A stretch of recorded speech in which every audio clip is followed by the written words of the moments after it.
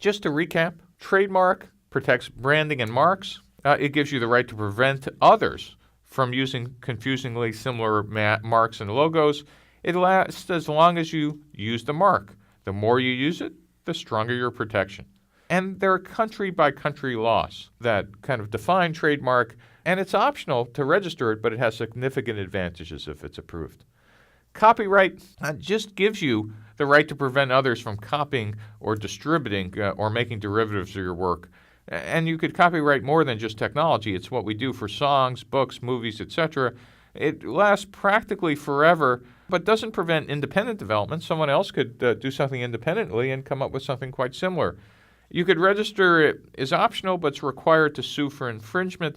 And sometimes you see copyright labeled on the bottom of something with a little C with a circle. That means somebody is claiming that this is their original work and suggesting that you need their license or permission to make a copy. Trade secrets, as we talked about, you want to keep that secret, and it has economic value. No registration is required. It's basically how safe do you think your idea is going to be inside your company, protected with armed guards in a vault.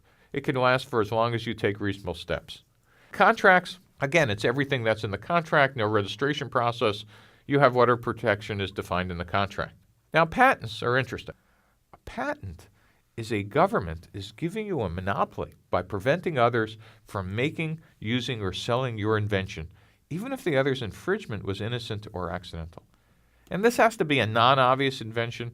It has to last, the protection lasts for about 15 to 20 years, and there's a whole application and examination process, and it's worth you getting up to date and understanding about patents early on.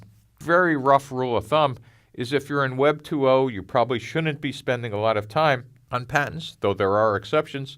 If you're in life sciences, in the other extreme, you shouldn't leave your bedroom without a patent counsel walking you out. There are some rules of thumb for each industry and each market, and you really need to spend at least an hour before you start your company understanding what rules apply.